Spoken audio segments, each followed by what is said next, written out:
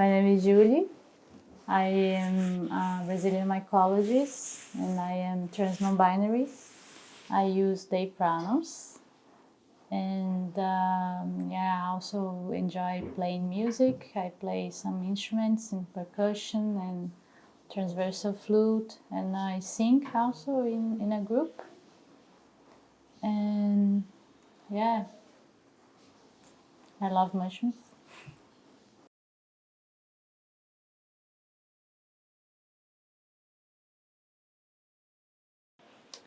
Yeah, so Fungi Cosmology, I was invited by Lilian to take part with the project.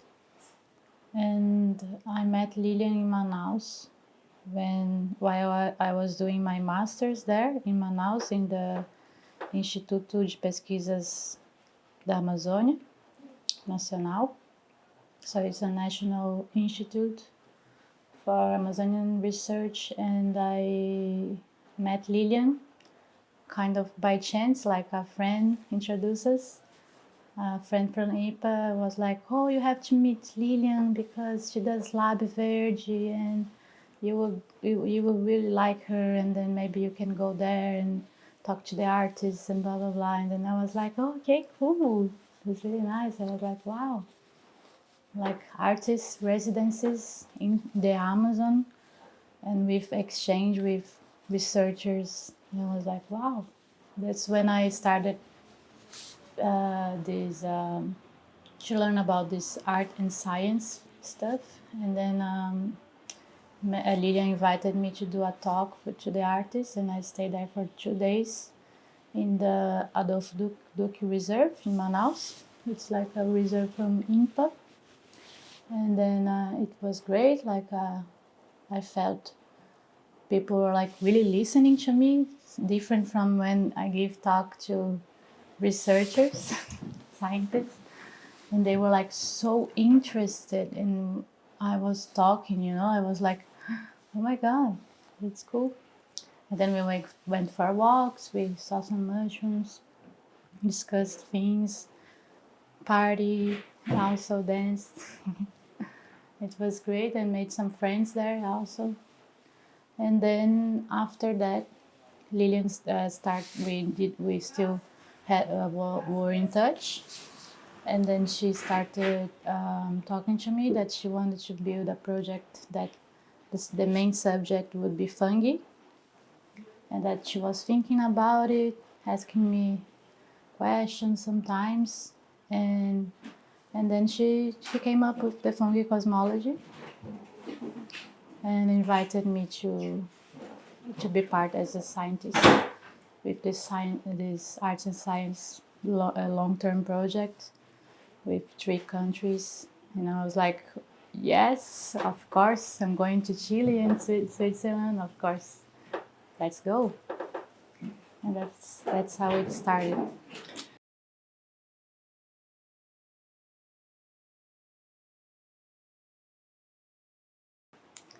I think so, but not so much. Like there is particularities, of course, and also like there is particularities on the place you are. Like here in Patagonia, we are in a very cold place, raining a lot, and you have to, like I was really overwhelmed when we went to the forest for the first time, and it was actually like how do you say that? It's not snow, but it's like the rain was falling, ice, and I was like and I was so cold. My feet was freezing, and there was so many mushrooms new that I never saw. For the first time I was seeing, and also all these nothofagus forests, they are amazing. So it's very different to work there in this environment than working. And also you can really like go to the floor and roll in the floor if you want. There is no animals, there is no insects, there is no ticks, there is no snakes, spiders or anything, ants, scorpions. And in the Amazon, all of this is really abundant. The amount of insects and all kinds of animals that could bite you all the time. And with mushrooms, we are always like putting our hands in the ground in places where snakes could be, where spiders could live, scorpions, all of that, ants. So, and the soil also changes a lot. So sometimes, like for research that Martina and Ben and Pachi are doing, that they have to dig the soil to get the mycorrhiza.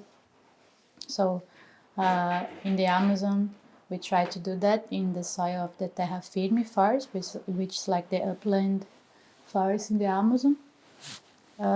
It was really hard to dig.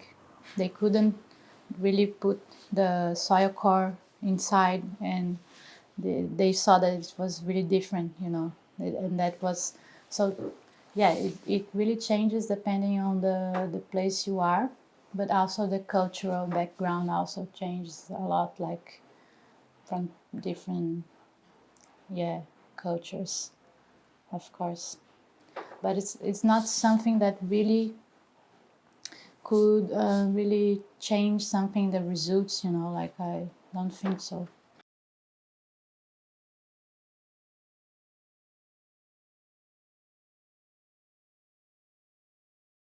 It totally influences, of course. It enriches a lot because like you are we get used to our environment as uh,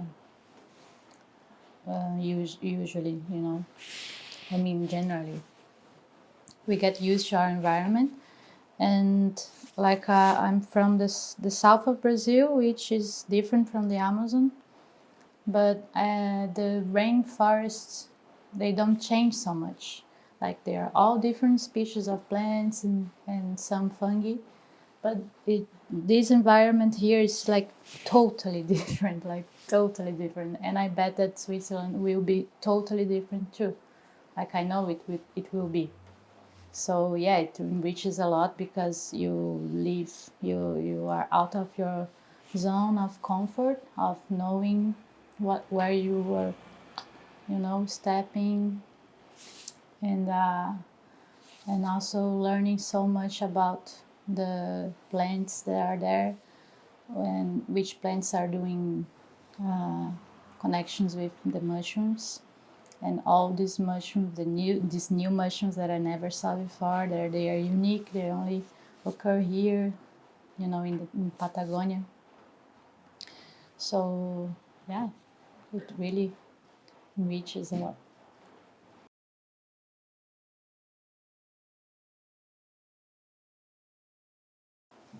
Yeah, that's a very important question.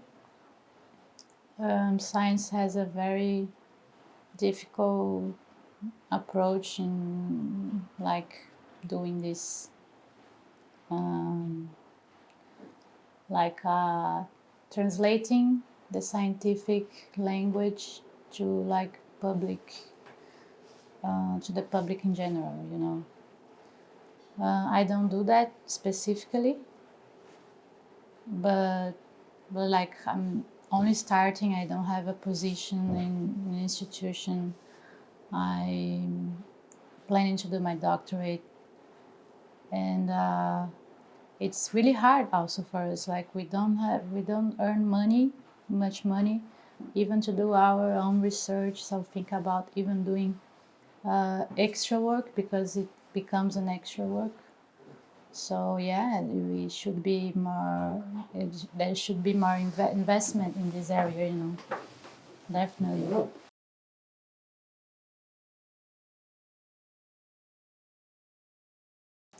Yeah, like we do forays also in Florianópolis, my city. Every year we do a foray, and there is also, and it's open for the public always, and that's a very nice opportunity also to share. And I love sharing. I love to do this translation. I like to do this.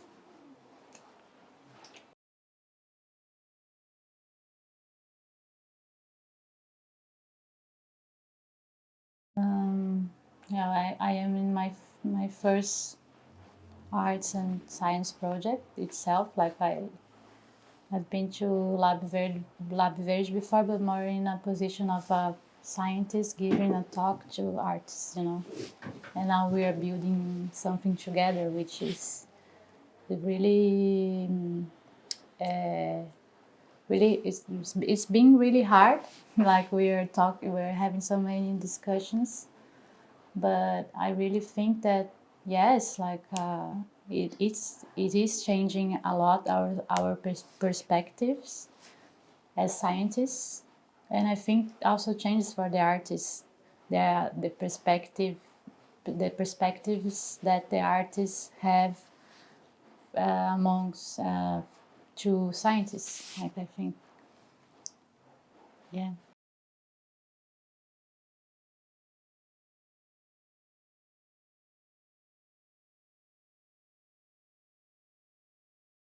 Yeah, in Brazil, we have very little knowledge as Westerns in Brazil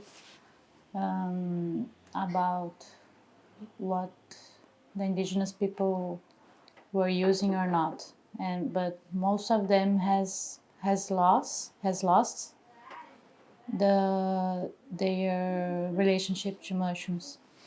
And in 1970s, there was this guy from Sir actually, Gillian Gillian Prince.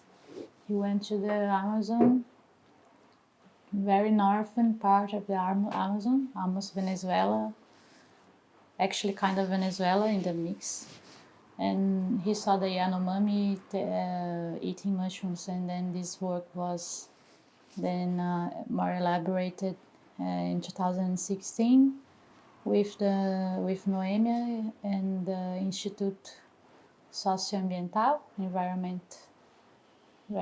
Social Environment Institute that from Brazil, and they did this amazing work, recognizing the mushrooms that they eat and also understanding the whole of the role of the mushrooms in the communities, and how do they grow and how do they make the mushrooms grow, kind of in between their land, you know, how do you say, agricultural thing, the way that they prepare the land to, and and then the mushrooms grow there, where they burn the area to clean, and then the mushrooms grow there, you know.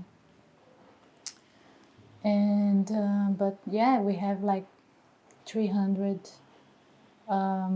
peoples, different indigenous peoples in Brazil, groups, communities, and we hardly know what they are doing. Like we hear about the Pycnoporus sanguineus, the orange big bracket fungi that is everywhere. We know that they are antibiotic, they are anti-inflammatory, and there is stories about people using like to put on wounds, and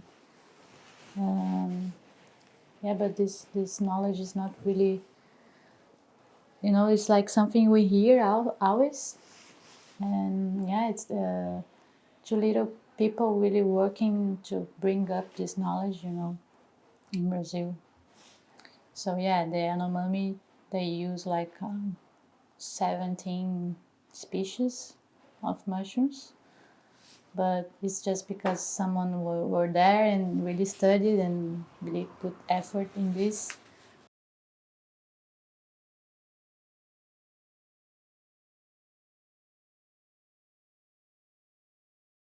Brazil should be more attentive to, because yeah, like we have lots of native species of mushrooms that are edible, but they are not on the markets, you know, like in Europe or even here in Chile.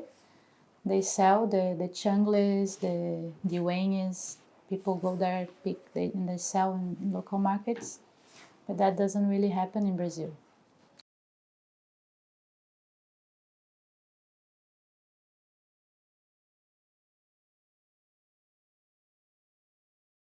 before coming, I knew that the Mapuche, all these names, Changle, Diwenye, Loyo, I think they are from the Mapuche languages. And I knew about it before coming, so I was really like wanting to just go to the forest and see these mushrooms and eat them, of course. And it's really different, like from the Brazilian perspective, like because this knowledge, it's still there, you know, the knowledge about the edible mushrooms,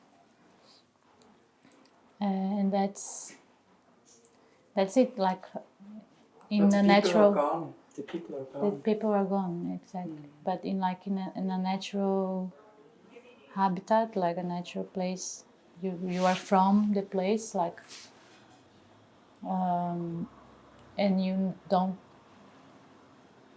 That's how you know what's edible and what's not edible, you know.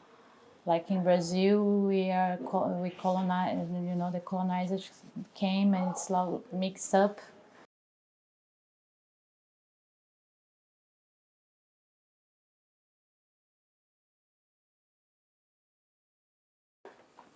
So yeah, so the first day we arrived in Puerto Yarto, we went for a walk, and in the grass there was many white big balls full of warties, yeah, warties. And Martina found them, right? And Martina found them, and we took a few, like 2, I think, that were good to eat, because they are only good to eat when they are young, and then they mature.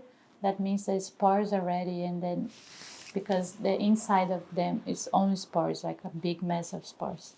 And when the spores get ready, they get like they change the color to the color of the spores. There is dark color, and they turn into a big poof ball. They like poof, and that's how they disperse their spores. That's the strategy they use. So you have to really find them when they're really young, and they are white inside. You cut them and they're really all white. And we found them, and then Maya, you prepared them for us. And also the agaricus, the champignons that we found there also. So kind of, I don't know if they are introduced or they are from here, but they're pretty much similar to the mushrooms that we find, the agaricus that we find in the markets, the champignons or portobellos.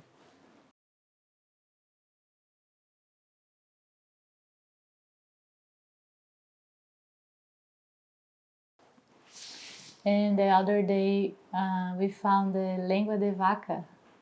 So it's Fistulina hepatica, the name. No, Fistulina antarctica. Fistulina antarctica. And it really looks like meat. It's crazy. Or fish, or chicken, or pork, or anything, animal. And we had to peel. So it's called lengua de vaca. In English, it's like a cow's tongue, because it really looks like tongue like this. And then you have to peel the upper part, because I think it's not good for the stomach. Just like in some Suilus species also we do this, the ones that grow in pine plantations. And then we made ceviche, and it was perfect. They look like sashimi, tuna fish. I don't know. It's crazy. We are all amazed by this. And then the other day, we found some changles, which I was like really willing to see. The changles, they are coralloid fungi. They look like corals. and they have an amazing color, like orange with some pink. Oh, it's here actually. Yes, the Ramaria subiaurantiaca. Ramaria subiaurantiaca, and we found so many of them. But yeah, to really make a meal for like 12 people, we would have to have much more. So we have like a taste, each of us, like a tiny taste, tiny portion of this. And Maya prepared, and it was delicious. I think one of the most delicious thing that I ever ate. Really.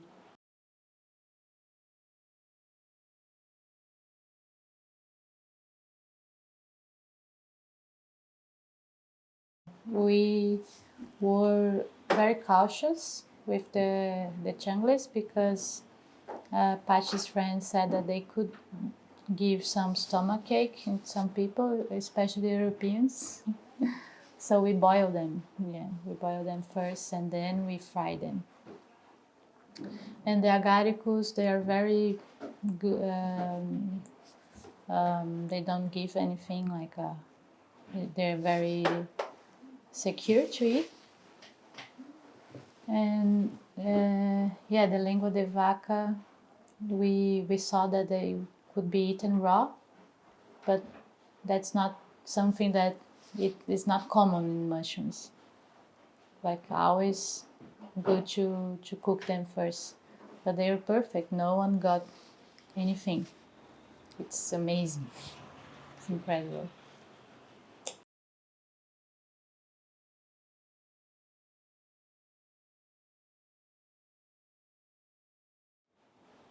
Do you know? No. Yeah, that was something we were thinking To about. see the Right? guanacos. The guanacos. No, to see the chunglas, see the lingua de vaca, see the notophagus, to see what it is Patagonia, because I think that Patagonia is like, oh, Patagonia, you know, like no one really knows what is Patagonia. I don't know exactly what is Patagonia.